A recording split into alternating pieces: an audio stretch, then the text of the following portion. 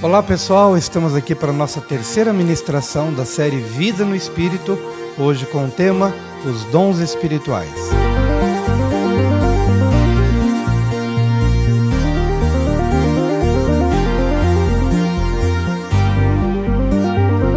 Shalom, meus amados. Mais uma semana da nossa série Vida no Espírito. Como já dissemos, os dons espirituais vão começar a ser destrinchados a partir da lição de hoje.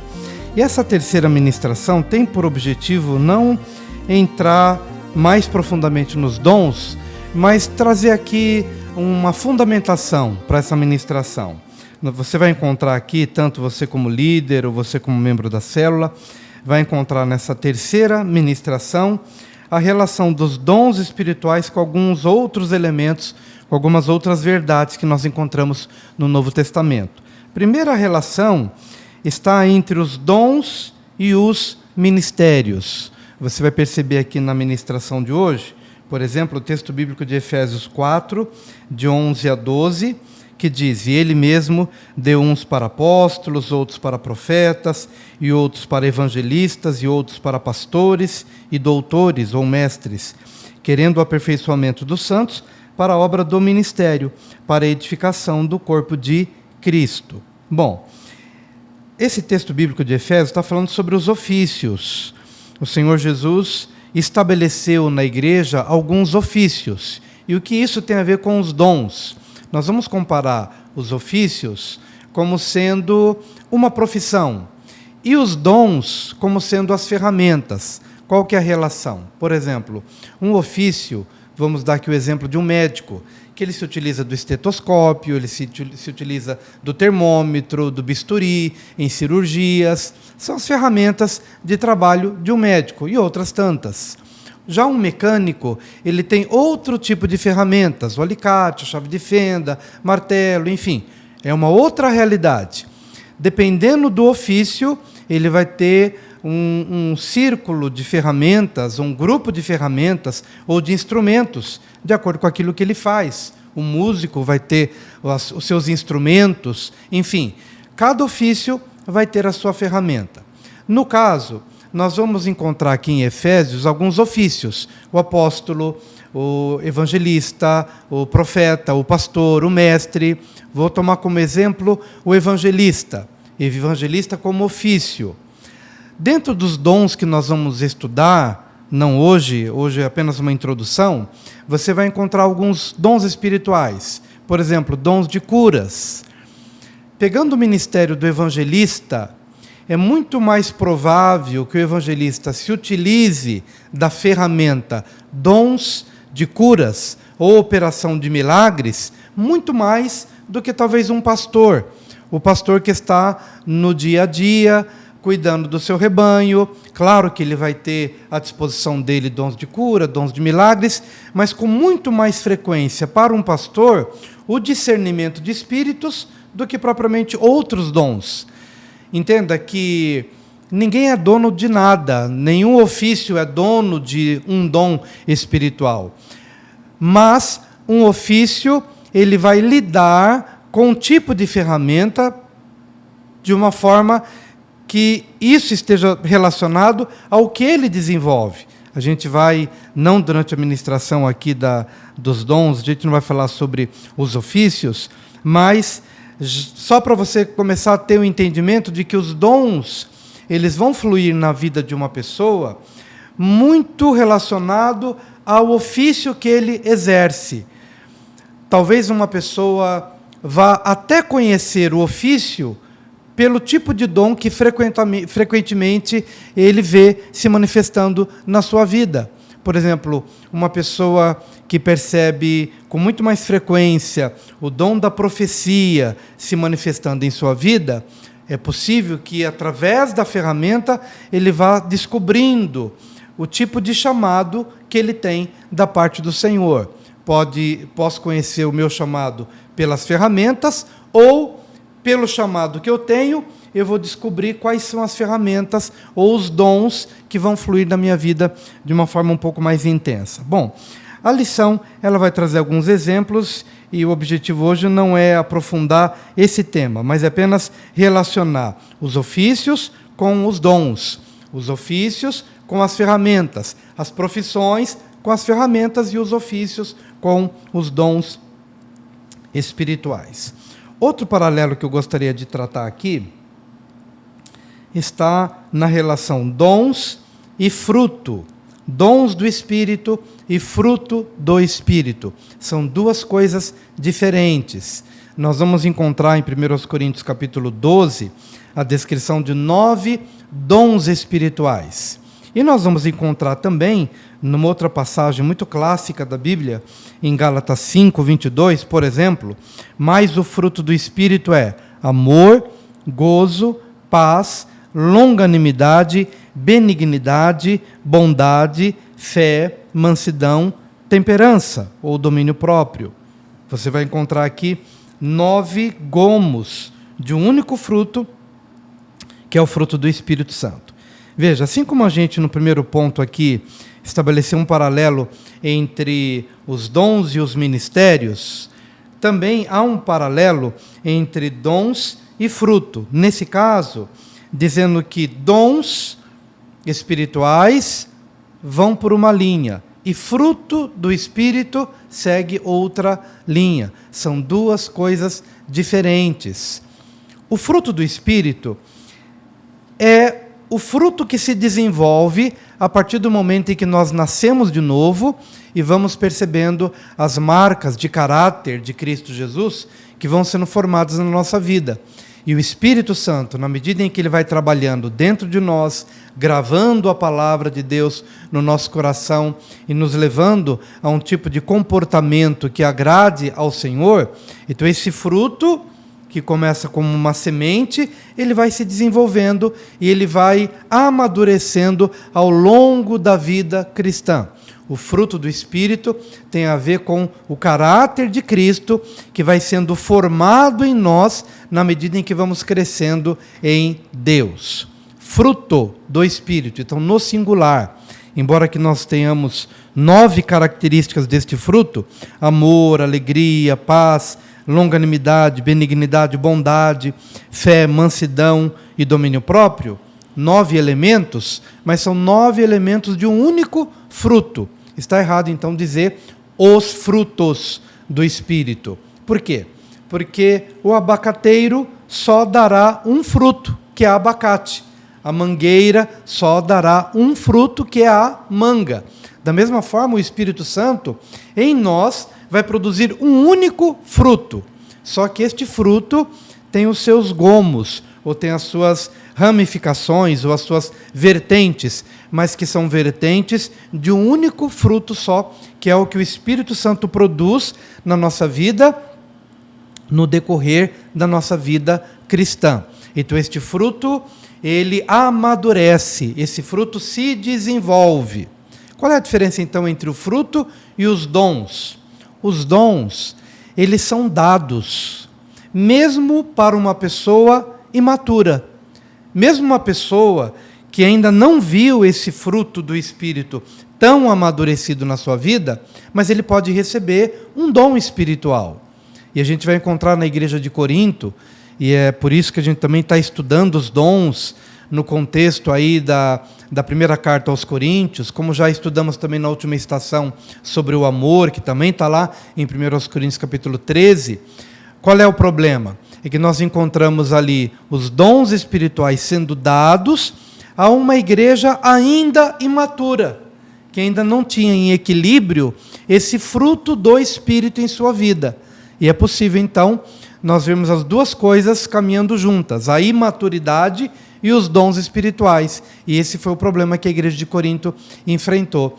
Era uma igreja que tinha todos os dons, mas devido à sua imaturidade, à sua ausência de fruto do Espírito, ou ausência do fruto maduro, essa igreja cometeu muitos erros. Usava os dons, mas de uma forma não sábia, não prudente. E isso trouxe alguns problemas. E é por isso que Paulo vai regulamentar o uso dos dons e vai apelar ao crescimento cristão da igreja, para que eles não tivessem uma igreja com muitos dons e, ao mesmo tempo, uma igreja dividida, uma igreja machucada, ferida, uma igreja que vivia ainda na carne. Por isso que nós estamos estudando esses elementos e todos eles são interligados ou equilibrados pelo amor. 1 Coríntios 12, depois os dons são repetidos em 1 Coríntios 14, mas o que nós temos no meio é o amor, tema que foi o tema da nossa última estação das células. Então, só para diferenciar, os dons são dados mesmo numa condição de maturidade, mas o fruto se desenvolve. Qual é o desafio? Equilibrar dons espirituais e fruto do Espírito. Quanto mais eu amadureço no fruto do Espírito, mais adequadamente eu estarei pronto para usar os dons espirituais na minha vida. Agora, a última parte aqui do nosso estudo de hoje, dessa célula, tem a ver com outros dons que não estão descritos em 1 Coríntios capítulo 12. Dons que apenas vamos citar aqui rapidinho, mas não serão objeto do nosso estudo nessa estação, talvez num outro momento, mas que precisamos colocar aqui no bojo desse tema, porque também são dons e são operações descritas na Bíblia, e aqui no caso em Romanos, capítulo 12, de 4 a 8. O texto bíblico diz assim: porque assim como em um corpo temos muitos membros, e nem todos os membros têm a mesma operação, assim nós, que somos muitos, somos um só corpo em Cristo, mas individualmente somos membros uns dos outros, de modo que, tendo diferentes dons, segundo a graça que nos é dada, se é profecia, seja ela segundo a medida da fé. Se é ministério, seja em ministrar. Se é ensinar, haja dedicação ao ensino. Ou o que exorta, use esse dom em exortar. O que reparte, faça-o com liberalidade. O que preside, com cuidado. O que exercita misericórdia, com alegria.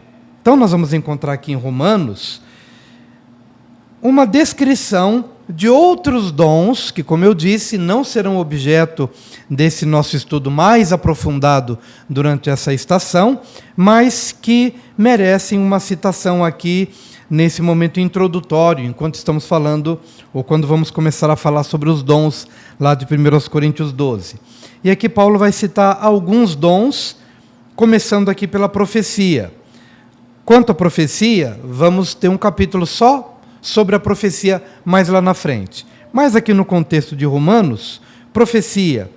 Profecia não é trazer uma nova revelação, além do que já está posto na Bíblia, e sim trazer o que já é conhecido das Escrituras e ressaltá-lo na experiência que a pessoa está precisando. Por exemplo, nós já encontramos na Bíblia o texto Salmo 23. O Senhor é o meu pastor e nada me faltará. Está escrito, é fundamento bíblico, está ali, registrado.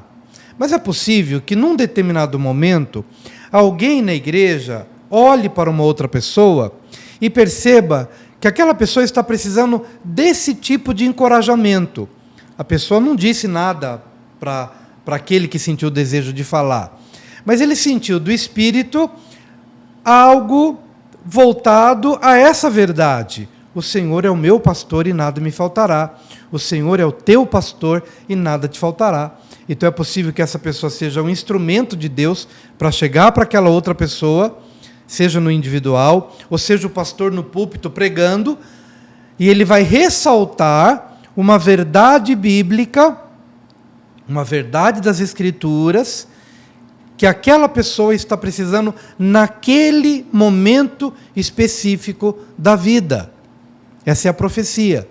A profecia não vem para trazer uma revelação nova, alguma coisa que já não esteja, que ainda não esteja no registro bíblico. Não.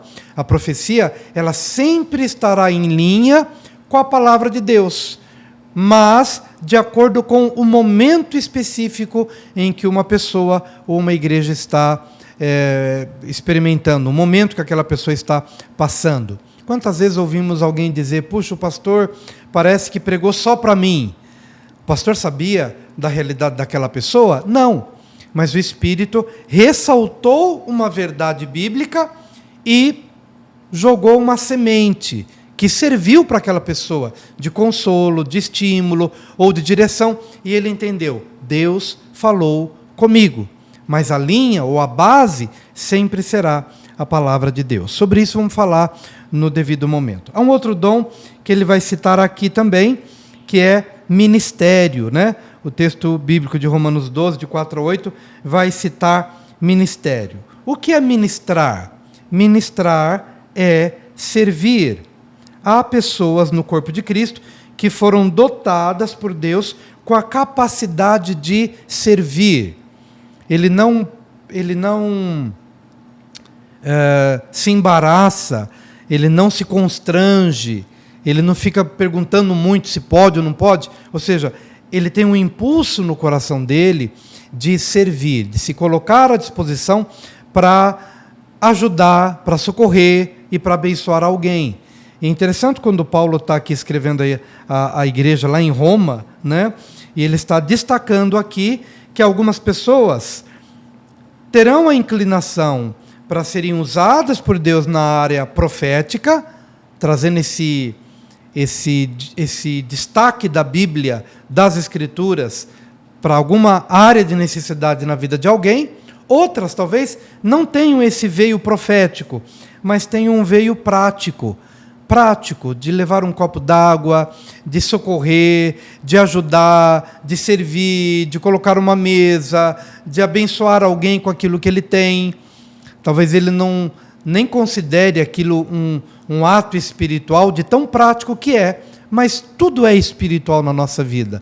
Seja de uma forma mais prática, de alguma coisa mais concreta, que eu possa ver, apalpar, ou seja, alguma coisa mais aparentemente abstrata, como é a profecia. Mas de uma forma ou de outra, todos esses têm origem no mesmo Espírito, porque é o Espírito Santo quem vai inclinar alguns para a profecia, vai inclinar outros para o servir com carro, servir dirigindo, servir fazendo uma viagem acompanhando alguém, dando um copo d'água, levando uma sombrinha, um guarda-chuva, seja como for, conforme a pessoa sente no coração, porque ministrar é servir, e isso é um dom de Deus. Terceiro lugar que é citado aqui é o ensino. Se é ensino, haja dedicação ao ensino. Há algumas pessoas que receberam o chamado específico para ensinar. Essas pessoas, normalmente, as pessoas que são chamadas para o ensino, elas vão ter um desejo muito grande de ler, de passar horas pesquisando, tendo uma biblioteca, formando uma biblioteca, pesquisando, tendo interesse de ir a fundo, talvez procurando a origem das palavras, procurando se esmerar nesse ministério. Por isso que Paulo está dizendo, se é ensino, que haja dedicação ao ensino, para que o ensino não seja a partir de uma experiência superficial, mas de algo bem cavado, bem pesquisado, bem aprofundado e que possa abençoar outras pessoas. Mas o ensino é um dos dons que são descritos na Bíblia e que estão registrados aqui em Romanos capítulo 12. Há um outro dom também interessante, que é o dom da exortação. Exortar é estar ao lado para encorajar, consolar ou fortalecer conforme a necessidade. Exortar é encorajar, é estimular. E há algumas pessoas que receberam esse dom maravilhoso da exortação.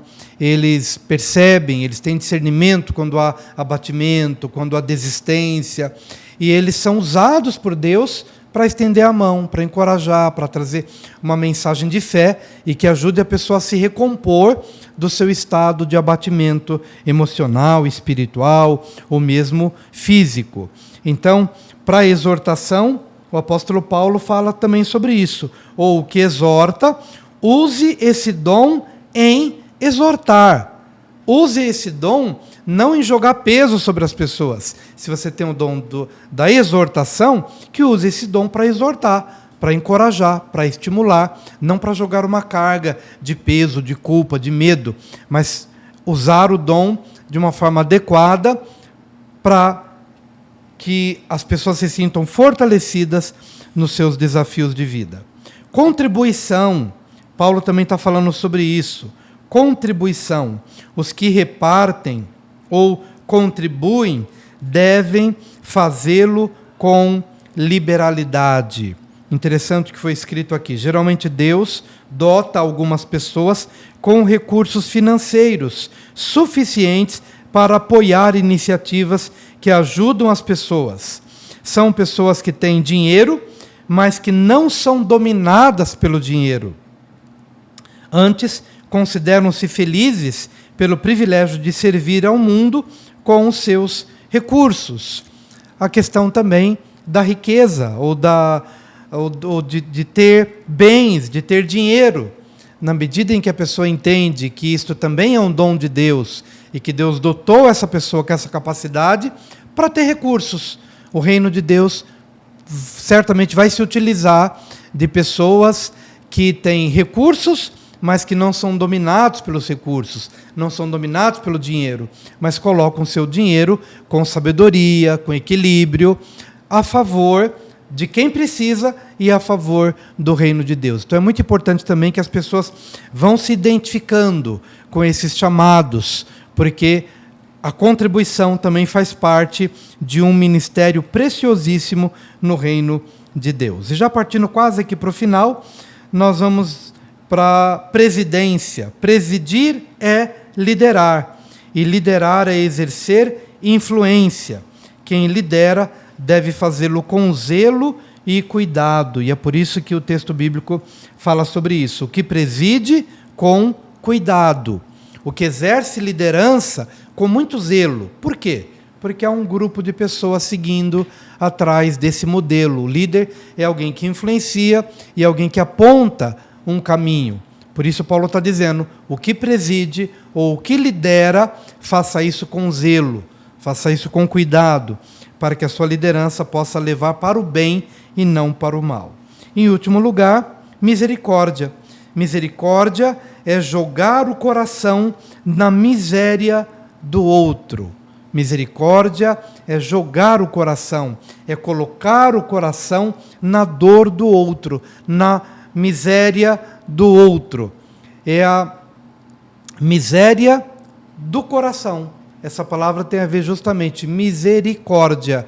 É o coração que sente dor, e que sente dor pela miséria do outro. Então ele coloca o seu coração na dor, no choro, na lágrima, na saudade, no vazio, no buraco existencial que uma outra pessoa tem. Então há uma empatia.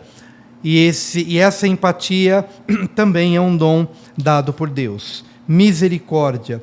O que exercita misericórdia com alegria, que ele possa ter misericórdia, mas não ser destruído pela miséria do outro, mas que ele possa colocar o coração na miséria do outro e fazer isso com alegria, com generosidade, para que o seu ministério não seja em lágrimas, mas seja com muito amor e com muito prazer por tudo aquilo que Deus está fazendo a partir dele em favor de outras pessoas. Praticamente são esses os dons descritos aqui em Romanos 12.